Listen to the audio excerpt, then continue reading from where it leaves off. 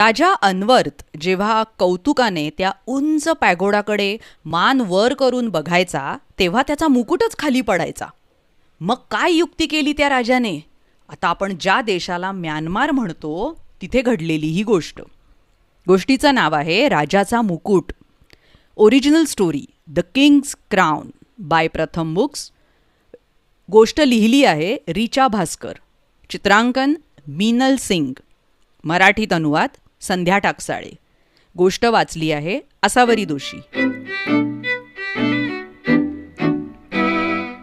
खूप खूप वर्षांपूर्वी म्यानमार नावाच्या देशात एक गुणी राजा होऊन गेला.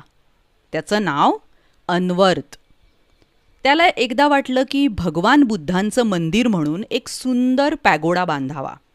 त्याने आपल्या राजेशाही पांढऱ्या हत्तीला बाहेर सोडलं आणि सेवकांना आज्ञा केली की हा हत्ती जिथे कुठे थांबेल तिथे खूण करा, त्याच जागी आपल्याला पॅगोडा बांधायचा आहे.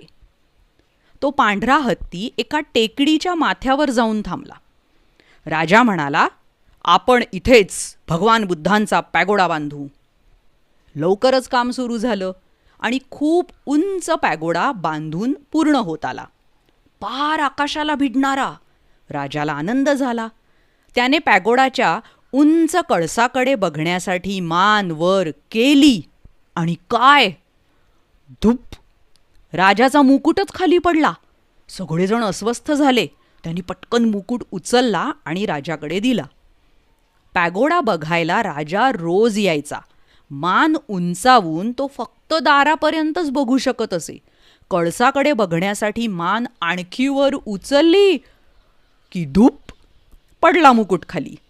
तो काही डोक्यावर राहायचा नाही. त्या रात्री राजाची झोप उडाली. इतका सुंदर आणि उंच पॅगोडा बघायला लोक लांब लांबून येणार.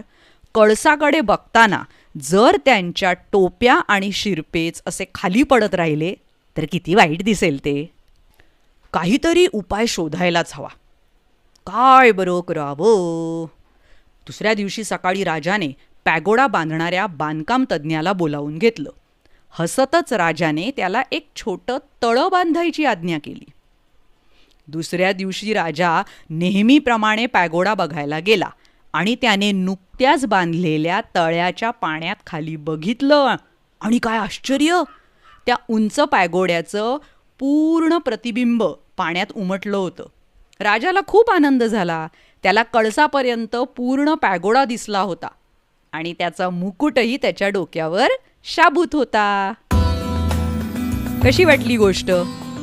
अशा अनेक वेगवेगळ्या गोष्टी ज्या अनेक देशांची लोकसंस्कृती आपल्याला दाखवतात. तर अशा अनेक गोष्टी ऐकण्यासाठी